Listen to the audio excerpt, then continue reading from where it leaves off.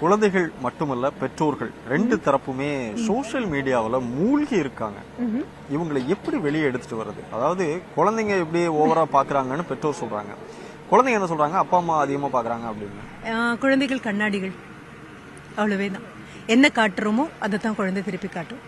கத்தாதே அப்படின்னு அதிர கத்துனோம்னா குழந்தை ஓ கத்தாதேன்னே கத்தி சொல்லணுமாக்கும்னு நினைக்கும். நாம விட்டுட்டோம்னா குழந்தைய விட்டுடும். இந்த குரங்கு கதை தெரியும் இல்லையா? போட்டிருக்கிற குல்லாவை தூக்கி வீசின உடனே அதுவும் தூக்கி வீசிச்சு அப்படின்னு. அது யாருக்கோ சொன்ன கதை இல்லை, நமக்கு சொன்ன கதை.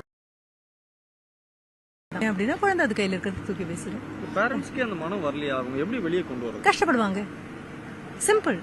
விட்டு கொடுக்க எனக்கு மனது இல்லைன்னா தாய் தகப்பனா இருக்கக்கூடிய தகுதியே எனக்கு இல்லை.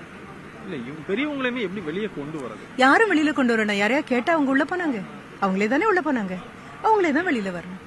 திகட்டும்பா, ஒரு நேரம் வரும்போது திகட்டும். ஒரு மைசூர் பாக்கு ரொம்ப சுவையா இருக்கும், ரெண்டாவது ஆகாம்பிங்க, மூணாவது கொடுக்கும்போது வேண்டாமேம்பிங்க, நாலாவது உள்ள போனதெல்லாம் வெளியில வந்துடும். சோசியல் மீடியா அப்படி ஒரு நிலைமைக்கு வரும். ஒரு மிட் நைட்ல கூட இன்னமும் வேணும் வேணும் வேணும் தானே ஓடிட்டு இருக்காங்க. திகட்டும், ஒரு நாள் திகட்டும்.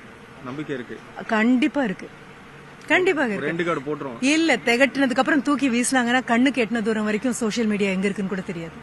வரும், ஒரு காலம் வரும். கல்வி அதுக்கு பெரிய உதவியா இருக்கும். எனக்கு நம்பிக்கை இருக்கு. நான் பார்ப்பேனான்னு எனக்கு தெரியாது, ஆனா எனக்கு நம்பிக்கை இருக்கு. சோசியல் மீடியா அப்படிங்கிறது ஒரு வரமா சாபமா? அது எல்லாருக்குமே பொருந்தும், அரசியல் கட்சிகள் தொடங்கி பொதுமக்கள் வரையிலும். அது உங்க கையில இருக்கிறவங்க யார் கையில அது இருக்குங்கிறத பொறுத்து இருக்கு.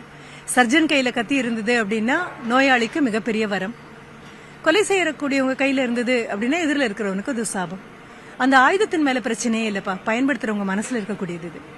அதனால சோசியல் மீடியா கையில யார் கையில இருக்கோ அவங்களுடைய மனதை பொறுத்தது அது வரமா சாபமா அப்படின்னு.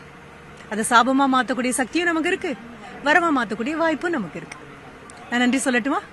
நன்றி, வணக்கம். நன்றி, வணக்கம்.